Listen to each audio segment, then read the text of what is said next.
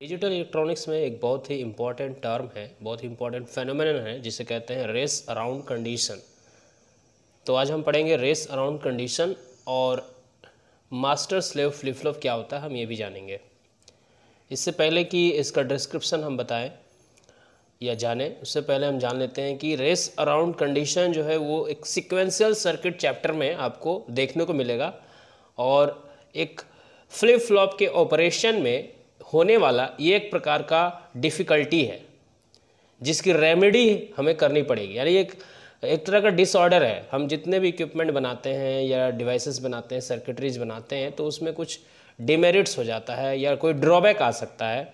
तो race around condition एक ऐसा कंडीशन है जो एक फ्लिप फ्लॉप के ऑपरेशन का फेलियर माना जा सकता है। यानी हम एक फ्लिप फ्लॉप डिज़ाइन करते हैं और जो डिज़ायर्ड आउटपुट हमें चाहिए या जो डिज़ायर्ड ऑपरेशन हम उससे करवाना चाहते हैं उसमें होने वाली एक बाधा है। So race around condition is a condition which incorporates the drawback of a flip flop, और ये जनरली जे के फ्लिप फ्लॉप में होता है। जनरली आप कह सकते हैं एक्चुअली जे के फ्लिप फ्लॉप में ही होता है और हम देखेंगे कैसे होता है, क्यों होता है। तो इतना हमने जान लिया कि रेस अराउंड कंडीशन जो है वो जे के फ्लिप फ्लॉप में होने वाला एक डिफ़िकल्टी है, उसके ऑपरेशन में होने वाला एक ट्रबल है।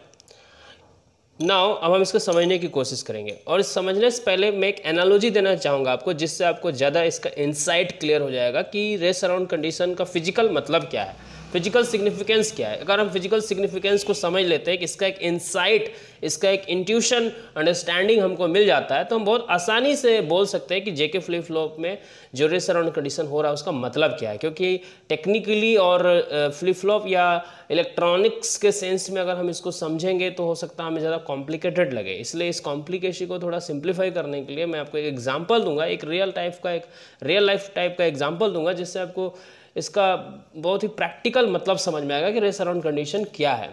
तो एक एग्जांपल से हम समझने की कोशिश करेंगे। सपोज आपको एक कंडीशन दिया गया कि आपको एक कॉइन दे दिया गया जिसके ऑफकोर्स दो साइड होते हैं, हेड और टेल। तो आपको हेड से टेल या टेल से हेड में चेंज ओवर करना है। यानी कि आप अगर हेड साइड आप फेस कर रहा है आपका कॉइन, तो उसे टेल साइड में फेस कराना है। टेल साइड अगर आपका कॉइन फेस कर रहा है तो उसे हेड की तरफ टर्न करना है। यानी कि आपको इसके बीच में स्विचिंग ओवर करना है, या इसको एक वर्ड कहा जाता है टॉगल, जिसको आपने डिजिटल इलेक्ट्रॉनिक्स में नाम सुना होगा। Toggle means head to tail या टेल टू। अगर आपके पास हेड कंडीशन है तो उसको टेल में कन्वर्ट कर देना है, और अगर टेल है तो हेड में कन्वर्ट कर देना है। इसे कहते हैं टॉगलिंग। तो लेकिन ये करना कब है? मान लीजिए आपको एक कंडीशन दिया गया कि सपोज आपके कमरे में लाइट ऑन है, जब लाइट ऑफ है तो आपको कुछ नहीं करना है, लेकिन जैसे ही लाइट ऑन होता है तो आपको हेड से टेल में कर देना। अगर आपके पास पहले से हेड है तो उसको टेल में कर देना है, और आपके पास पहले से टेल है तो उसे हेड में कर देना है। लेकिन ये करना कब है? जब आपके कमरे के लाइट ऑन हो तब। तो सपोज आपके कमरे का लाइट अभी तक ऑफ चल रहा था, लेकिन सडनली कमरे का लाइट को किसी ने ऑन कर दिया। तो ऑन को मैं अपवर्ड डायरेक्शन में दिखाऊंगा और ऑफ को, ये जो लो लेवल है वो ऑफ कंडीशन है, और अब ये ऑन हो गया। यानी कि ऑन में इस तरह से चल रहा है। तो जैसे ही कमरे का लाइट ऑन होता है आप हेड से टेल कर दोगे, लेकिन चूंकि कमरे का लाइट अभी भी ऑन है तो आप टेल से फिर हेड कर दोगे, लेकिन कमरे का लाइट फिर ऑन है, अभी भी ऑन है। इट मीन्स कंटिन्यूसली कमरे का लाइट ऑन है। तो आप देखोगे कि कंटिन्यूसली तक कमरे का लाइट जब तक ऑन रहेगा आप head to tail, tail to head, head to tail, tail to head, head to tail, ऐसे आप कंटिन्यूस करते जाओगे। तो हमारा टारगेट क्या था कि जब कमरे का लाइट ऑन हो तो आपका टॉगल हो जाए कॉइन का फेस, माने हेड से टेल या टेल से हेड हो जाए। लेकिन चूंकि आप ये सेंस कर पा रहे हैं कि चूंकि कमरे का लाइट ऑन है तो मैं तो बार बार टॉगलिंग करूंगा, तो आप बार बार टॉगलिंग कर रहे हैं, बार बार head to tail, tail to head, tail to head, head to tail, head tail to head, head to tail, tail to head, head to tail, आप कंटिन्यूस कर रहे हो। तो ये जो टॉगलिंग है अपने आप में एक एरर पैदा कर रहा है। यानी कि आप कंफ्यूज हो रहे हो कि आप पहले हेड थे या पहले शुरू में आप हेड थे या शुरू में टेल थे, आप ये भूल सकते हो, आप ये कंफ्यूज हो सकते हो। यानी कि जो सपोज सडनली अगर आपका लाइट ऑफ कर दिया किसी ने और आप ऑफ कंडीशन में आ गए तो फाइनली टेल से हेड में आ गए, तो आप शुरू में भी हेड थे और फाइनली भी हेड हुए। यानी कि जो अल्टीमेट टॉगलिंग है वो हुआ नहीं, आपका अल्टीमेट टॉगलिंग आपका हुआ नहीं, यानी कि हेड शुरू में भी ऑफ में हेड था और लास्ट में फिर हेड रह गया, यानी कि लाइट के ऑन करने के बावजूद भी आपका कॉइन का फेस टॉगल नहीं हो पाया, यानी कि हेड से हेड में ही रह गए आप, हेड से टेल हो जाना चाहिए था। तो सिंपली कह सकते हैं कि ऑन होने पे टॉगल हो जाना चाहिए था, फिर भी वो हुआ नहीं।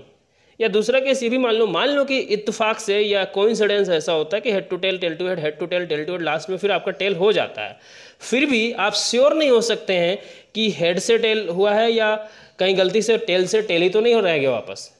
यानी कि यहाँ पे हम ये कह सकते हैं कि जब आप ये जो टॉगलिंग कर रहे थे head to tail, tail to head, head to tail, tail to head, तो ये कंटिन्यूअसली हो रहा था। हमें सिर्फ एक बार ये चीज़ चाहिए था, हमें सिर्फ एक बार हेड से टेल में कन्वर्ट होना था, सिर्फ एक बार, क्योंकि एक बार लाइट ऑन हुआ। लेकिन यहाँ पे प्रॉब्लम क्या हुआ, डिफिकल्टी क्या हुआ, डिसऑर्डर क्या अराइज हो रहा है यहाँ पे, ये अराइज हो रहा है कि जो ड्यूरेशन ऑफ ऑन है, मतलब ऑन होने का जो टाइम ड्यूरेशन है, जब जो आपके लाइट के टाइम होने का ड्यूरेशन वो इतना लंबा है कि आप उस पूरे हेड टेस्ट टेल होने में आपको मान लीजिए कि 1 सेकंड का टाइम लगता है, लेकिन आपका लाइट 10 सेकेंड्स के लिए ऑन है, तो आप 1 सेकंड में एक बार टॉगल करेंगे, दूसरे सेकंड में दूसरा बार टॉगल कर जाएंगे, तीसरे बार में तीसरा टॉगल कर जाएंगे, चौथे बार में चौथा टॉगल कर पाएंगे। इस प्रकार आप 10 टाइम्स टॉगल करेंगे। So we wanted only 1 time toggle, हमें सिर्फ एक बार टॉगल चाहिए था, सिर्फ एक बार टॉगलिंग करना था, लेकिन यहाँ पे 10 बार टॉगलिंग हो गया। और 10 बार toggling is not the desired requirement, is not the requirement of the operation, ये हमारा ऑपरेशन का रिक्वायरमेंट नहीं था। यानी कि कुछ ना कुछ अनवांटेड चीज़ हो रही है, कुछ अनडिजायर्ड ऑपरेशंस आपके फ्लिप फ्लॉप में हो रहे हैं जो हम नहीं चाहते हैं।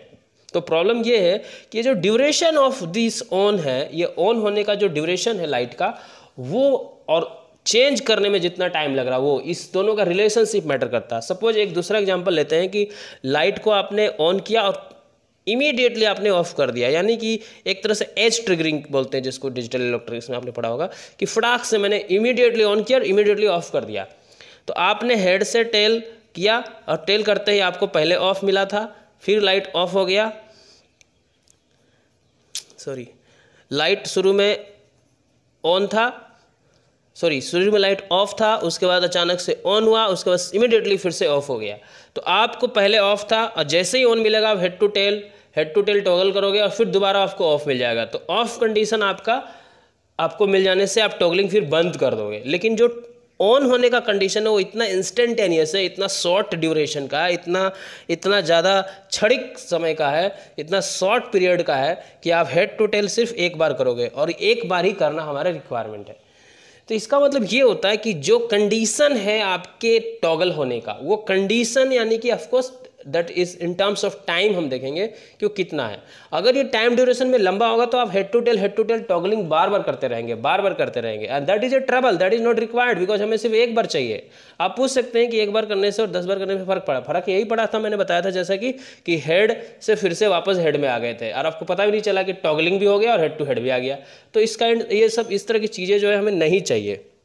तो यहाँ से आपको एक इंसाइट मिल रहा होगा कि जो कंडीशन है किसी चीज़ के चेंज होने की, वो कंडीशन का ड्यूरेशन अगर ज़्यादा है तो आप ये इमेजिन करके चल रहे हो, यहाँ पे आप चेंज कर रहे हो इसलिए आपको ऐसा लग रहा है। लेकिन फ्लिप फ्लॉप, आप तो इंसान हो, आप शायद गलती ना भी करो, लेकिन ये फ्लिप फ्लॉप एक मशीन है जो ये फील करेगा, ये महसूस करेगा कि उसको ये कुछ चीज़ें जो उसको इनपुट में एज ए कंडीशन मिलती है उसको कंटिन्यूअसली उसको कंसिडर करेगा। कंटिन्यूअसली उसको कंसिडर करने की वजह से उस आउटपुट जो दे रहा उस कंडीशन के वजह से वो बार बार देता रहेगा। यानी कि आउटपुट जो भी होने वाला है उस कंटिन्यूटी ऑफ दैट इनपुट की वजह से चेंज होता रहेगा। तो यहाँ पे एक हमने इनसाइट देखा, अभी तक आपको शायद रेस अराउंड कंडीशन नहीं समझ में आएगा, लेकिन अब इस एग्जाम्पल के बाद हम जो अब एक्चुअल डिजिटल इलेक्ट्रॉनिक्स का कॉन्सेप्ट लेने वाले हैं, शायद आपको ये चीज़ें क्लियर हो सकती हैं।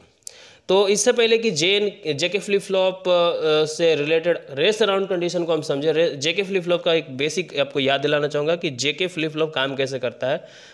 हमें ये पता होना चाहिए कि जो आउटपुट Qn है ये प्रेजेंट आउटपुट है, लेकिन अब हम यहाँ पे कुछ इनपुट जब देंगे तो वो इस आउटपुट पे भी डिपेंड करते हुए एक नया फ्रेश आउटपुट देगा जिसको हम कहते हैं Qn+1।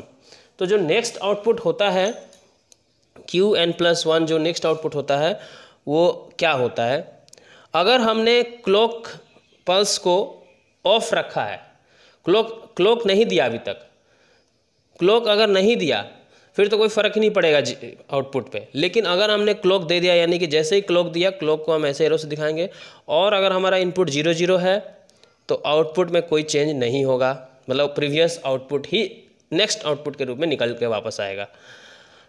यहाँ पे ये मेमोरी की तरह काम करता है, यानी कि जो पहले से अवेलेबल था इसमें आउटपुट वही हमें फिर से निकल रहा है, यानी कि it's acting as a memory when 0 0। But ये basic of JK flip flop है, हमें अभी समझना है रेज अराउंड कंडीशन, इसलिए मैं अभी इस पर ट्रूथ टेबल पे जोर नहीं दूंगा। इसे कहते हैं ट्रूथ टेबल।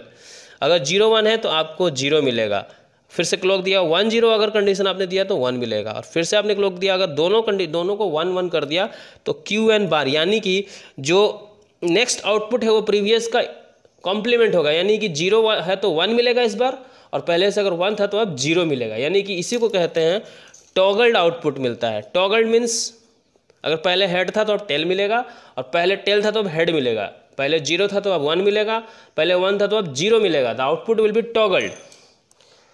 लेकिन ये कब होगा? जब हमें क्लॉक पल्स मिलेगा तब। तो जैसे ही क्लॉक पल्स, मान लीजिए कि आपको ऑलरेडी सपोज आपको जे की वैल्यू जो है वो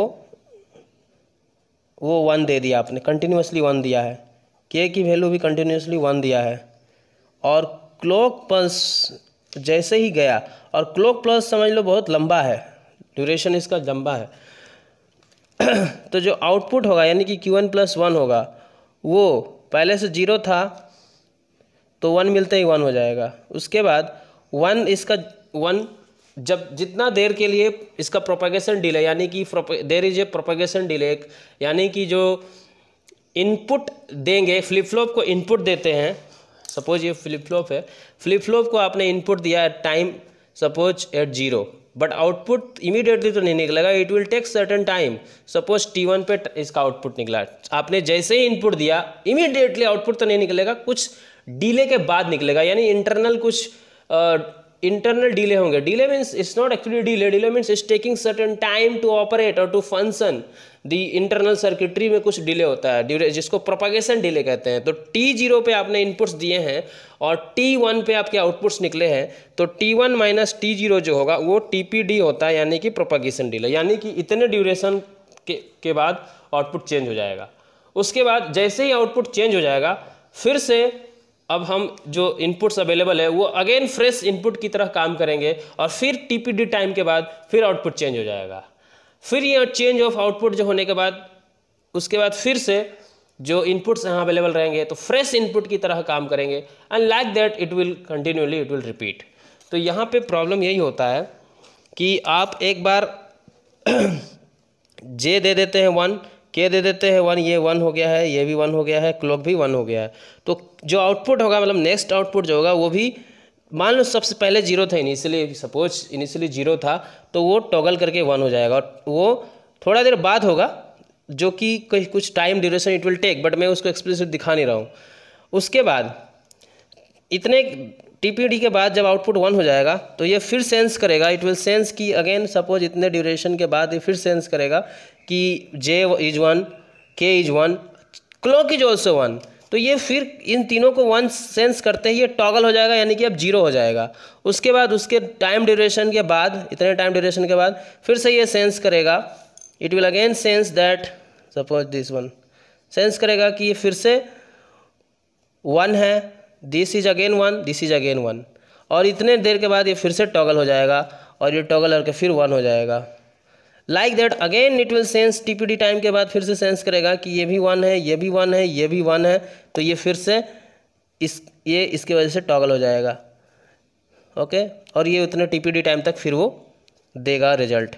लेकिन इस बार हम देख रहे क्या होता है, इसके बाद फिर से ये 1 है, इसके बाद भी फिर से 1 है, लेकिन इसके बाद ये 1 नहीं है, इसके बाद एक्चुअली ये सपोज ये इसके बाद ये क्लॉक मेरा 0 हो गया, तो इस बार क्लॉक 0 हो गया, यानी कि clock is not available, so now this will not toggle, this will continue as 0। तो हम देख सकते हैं कि क्लॉक ड्यूरेशन, ये तो 1 कंडीशन, जे का कंडीशन 1 दिया हुआ है, के का कंडीशन 1 इतना देर तक दिया हुआ है, ये तो कंटिन्यूसली हम 1 देने वाले हैं, क्योंकि हम इस कंडीशन को ही चेक में रखे हैं, टेस्ट में रखे हैं, टेस्ट कंडीशन है ये। लेकिन क्लॉक ड्यूरेशन हमारा जो है, क्लॉक ड्यूरेशन इतना लंबा होने की वजह से जो आउटपुट है वो बार बार चेंज हो रहा है, it is toggling again and again. इसका मतलब ये हुआ कि ये जो ड्यूरेशन ऑफ टीपीडी है, the duration of clock is so long, is so lengthy, इतना ज़्यादा लंबा है ये ड्यूरेशन कि ये 1 2 3 बार टॉगल हो गया। यानी कि हमें ये टॉगलिंग नहीं चाहिए था, this is undesired condition, we don't want this. ये ओके हम चाहते थे कि क्लॉक जैसे ही मिले आउटपुट टॉगल हो जाए और फिर क्लॉक ख़त्म होने क्लॉक चेंज होने पे हमें आउटपुट एक बार टॉगल हो। We wanted one time toggling, but it is toggling again and again. So toggling जो हमें एक्चुअल टॉगलिंग का मतलब था वो बिल्कुल डिस्टर्ब हो गया, वो डिसरप्ट हो गया। ये टॉगलिंग वैलिड टॉगलिंग नहीं है, because toggling means 0 to 1 it's a toggling, 1 to 0 and this is a toggling, 0 to 1 0 to 1 0 to 1 0 to 1. It is repeated toggling is an undesired condition. The repetition of the toggling is not wanted, it is not at all required. Repetition हमें नहीं चाहिए।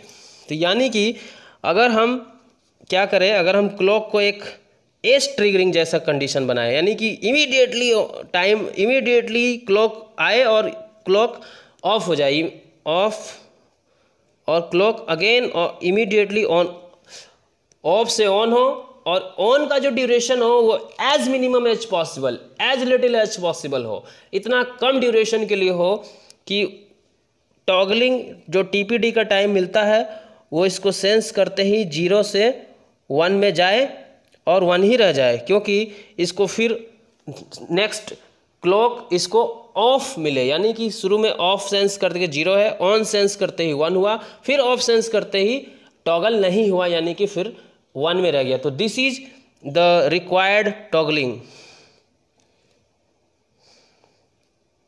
And this is the edge triggering of clock. Edge triggering of clock कहते हैं, यानी कि clock duration is very smaller. यहाँ हम देख सकते हैं कि clock duration is very smaller. तो क्लॉक ड्यूरेशन जो होता है, क्लॉक ड्यूरेशन जिसको हम सिंबल लिखेंगे TCL के, यानी कि क्लॉक का ड्यूरेशन है, और ये हो गया फ्लिप फ्लॉप का प्रोपागेशन डिले, प्रोपागेशन डिले, जिसको हम लिखेंगे TPD। यानी कि हमने ये देखा कि क्लॉक अगर बहुत ज़्यादा है, क्लॉक यानी कि TCL के इज इफ वेरी ग्रेटर और थोड़ा भी ग्रेटर देन TPD है, then this will imply a race around condition. This will imply a rush around condition. So if clock pulse is longer, यानी कि क्लॉक बहुत ज़्यादा देर तक एग्जिस्ट करेगा, इसका ड्यूरेशन अगर ज़्यादा हो जाएगा तो इसका मतलब ये है कि जब तक क्लॉक रहेगा तब तक, सपोज 10 सेकेंड का क्लॉक है, सपोज TCL के is of 10 seconds, but TPD जो है वो 1 सेकेंड का है। तो हमने क्या देखा, take second, okay second, suppose the clock period is 10 second but propagation delay 1 second, यानी कि ये 10 सेकेंड तक अगर एग्जिस्ट करेगा, ये 10 सेकेंड तक, और 1 सेकेंड में ये चेंज होता है, यानी कि 1 सेकेंड बाद इसको फिर से चेंज होना है, तो 1 सेकेंड बाद फिर चेंज हो जाएगा, फिर 1 सेकेंड बाद फिर चेंज हो जाएगा, 1 सेकेंड बाद फिर चेंज हो जाएगा, ऐसे करके ये 10 बार 10 टाइम्स चेंज होगा ये, क्योंकि 1 सेकेंड में एक चेंज होता है, फिर 1 सेकेंड में 1 सेकेंड बाद दूसरा चेंज होता है, फिर 3rd सेकेंड बाद तीसरा चेंज होगा। तो 1 सेकेंड का टाइम लेता है चेंज होने में। इसका मतलब कि ये 1 सेकेंड में चेंज हो जा रहा है, बट इसको फिर से अवेलेबल हो जा रहा clock.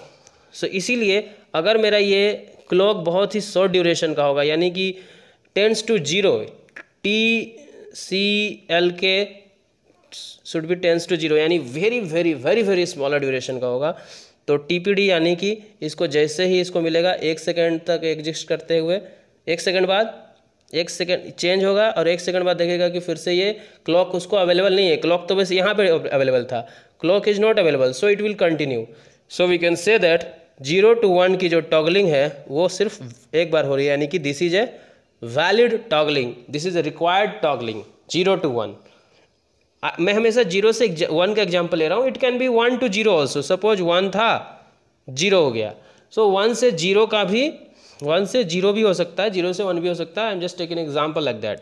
So this is what is actually the condition of race around, यानी रेस अराउंड कंडीशन कुछ नहीं है, बस कंटिन्यूअस टॉगलिंग या रिपीटेटिव टॉगलिंग का एक कंडीशन है जो हमें चाहिए नहीं, जो कि हम रिक्वायर्ड नहीं है, जो कि हम चाहते नहीं है।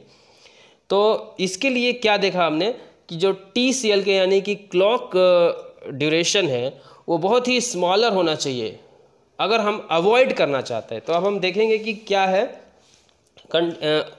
अवॉइड करने का, कि what are the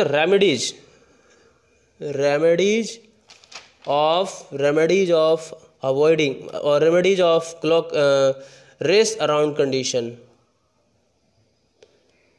race around condition remedies यही है, remedies of race around condition ये है कि हम एक लंबा क्लॉक ड्यूरेशन यूज ना करें, एक लंबा क्लॉक टाइम पीरियड ना यूज करें, इसके बजाय हम एक एज ट्रिगरिंग यूज करें। हम अगर एज ट्रिगरिंग यूज करेंगे, एज ट्रिगरिंग, तो बहुत आसानी से हम रेस अराउंड कंडीशन को अवॉइड कर सकते हैं। जैसा कि डेफिनेशन से हमने समझा इसको कि बहुत आसानी से क्लॉक ड्यूरेशन जितना छोटा होगा ऑब्वियसली रेस अराउंड कंडीशन के चांसेस उतने मिनिमाइज हो जाएंगे, और क्लॉक ड्यूरेशन जितना बड़ा रखेंगे हम, जितना बड़ा रखेंगे वो क्लॉक ड्यूरेशन एक एनवायरनमेंट पैदा कर रहा है, एक कंडीशन पैदा कर रहा है आपके टॉगलिंग का। तो सोचो कि जितना ज़्यादा क्लॉक ड्यूरेशन होगा उतना बार टॉगलिंग हो जाएगा, वो मतलब उसको बार बार सेंस करेगा कि यस क्लॉक प्रेजेंट है, चलो दोबारा हम टॉगल कर लेते हैं, अच्छा क्लॉक अभी भी ऑन है, चलो दोबारा हम टॉगलिंग करते हैं, क्लॉक अवेलेबल है, दोबारा हम टॉगलिंग कर लेते हैं। तो ये सोच के फ्लिप फ्लॉप काम करता है। फ्लिप फ्लॉप को ये नहीं पता कि वो पहले वाला ही क्लॉक कंटिन्यूसली ऑन है, वो कंटिन्यूसली ऑन है या दोबारा ऑन हुआ है, उसको इस बात से मतलब नहीं होता है।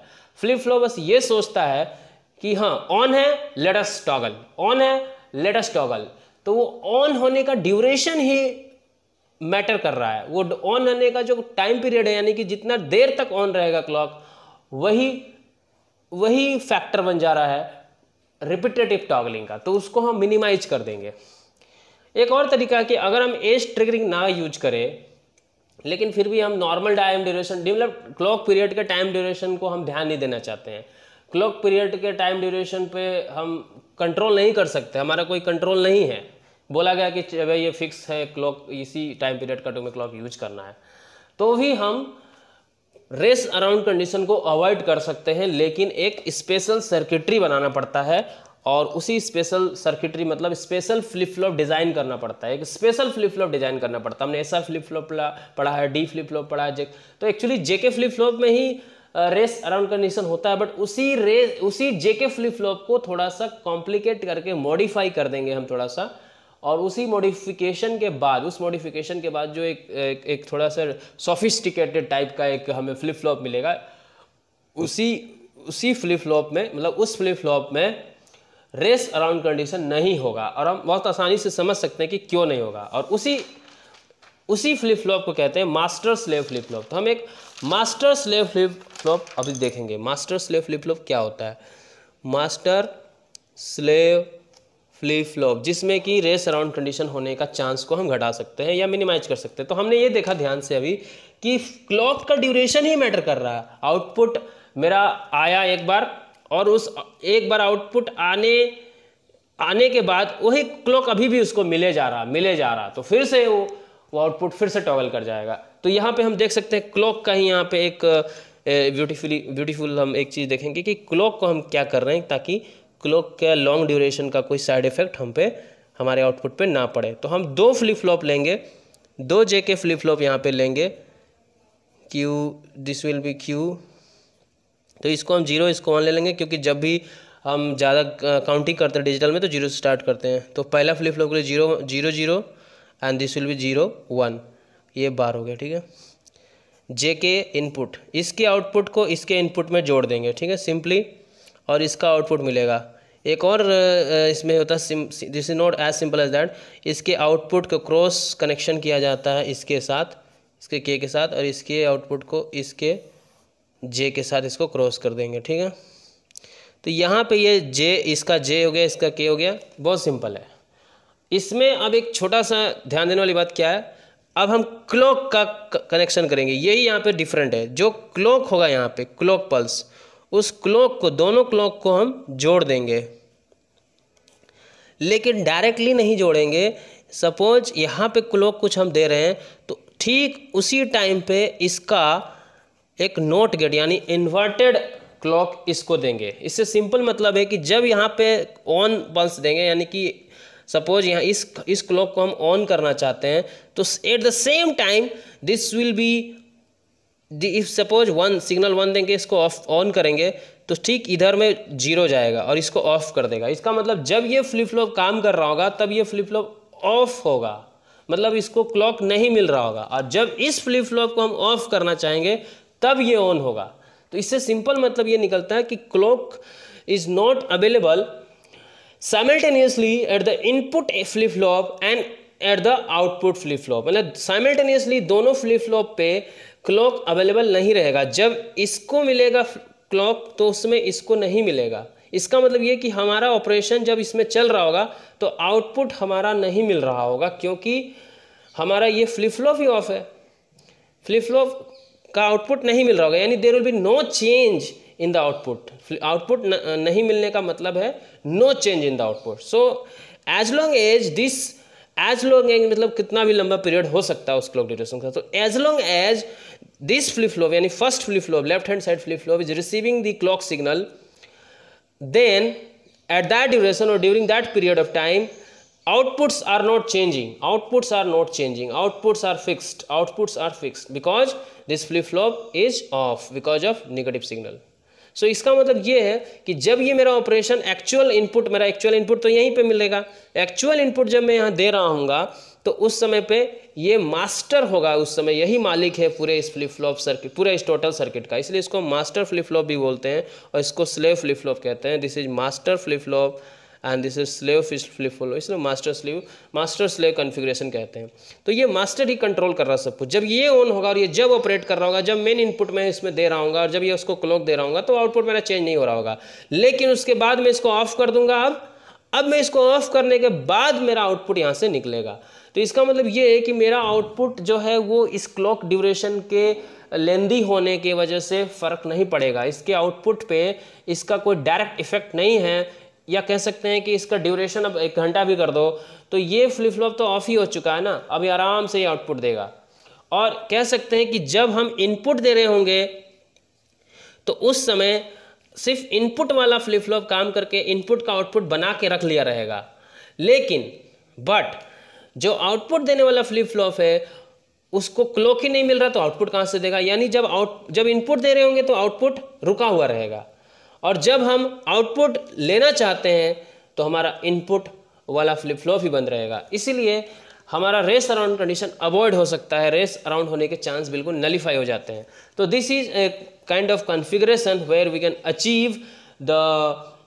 Achieve a kind of flip flop which is free of race around condition, which is free of race around condition. So it is a way of overcoming the problem of race around condition. So race around condition क्या था, इसको एक insight मैंने देने की कोशिश की, आपको विजुलाइज करने की कोशिश की कि कैसे एक कंटिन्यूसली टाइम के एग्जिस्ट होने की वजह से मैं सोच रहा हूँ कि लाइट मेरा ऑन है या कमरा में लाइट ऑन है तो मैं बार बार सिक्के को टॉस करता रहूँ, बार बार करता रहूँ, तो ऐसा नहीं है। आपको लाइट एक बार ऑन कर दिया गया है तो सिर्फ एक बार टॉस होना चाहिए। लेकिन सिंस मैं ये सेंस कर रहा हूँ, मैं ये महसूस कर रहा हूँ कि लाइट तो ऑन ही है, लाइट के ऑफ होने का इंतजार कर रहा हूँ, लाइट के जब तक ऑफ नहीं होगा तब तक मैं टॉस करता जाऊँगा, तब तक टॉस करता जाऊँगा। ये नहीं था कंडीशन ये होना चाहिए था कि जब लाइट एक बार ऑन हो तो मैं एक बार टॉस कर लूँ।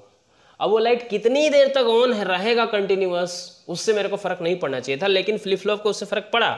Flip flop is getting confused with continuous continuity of the on condition of the light. Continuously on होने की वजह से कंफ्यूज हो गया फ्लिप फ्लॉप और बार बार टॉगल कर रहा। सो इसके लिए हमने क्या देखा कि एज ट्रिगरिंग कर देंगे तो ये होगा, ठीक है। तो हमने ये कंडीशन है, this is a race around condition, जो आपको याद होना चाहिए कि रेस अराउंड कंडीशन क्या है, कि जब क्लॉक का ड्यूरेशन बहुत लंबा हो जाता है, अपने फ्लिप फ्लॉप के काम करने के ड्यूरेशन से ज़्यादा हो जाता है। फ्लिप फ्लॉप का ये है फ्लिप फ्लॉप का टाइम ऑफ प्रोपेगेशन डिले, और ये क्लॉक का ड्यूरेशन। ये फटाक से चेंज करने वाला काम बहुत फास्ट हो रहा है, लेकिन जो चेंज करने के लिए कंडीशन रखा गया है वो लंबा है, तो ये बार बार चेंज करेगा। सो इससे हमें अवॉइड करने के लिए जो हमने किया उसे मास्टर स्लेव फ्लिप कहते हैं। तो ये था race around condition and the remedy of it which is master slave flip flop. So this is very important term and very important topic in whole digital electronics. So take care of it and try to understand this topic very carefully. Thank you.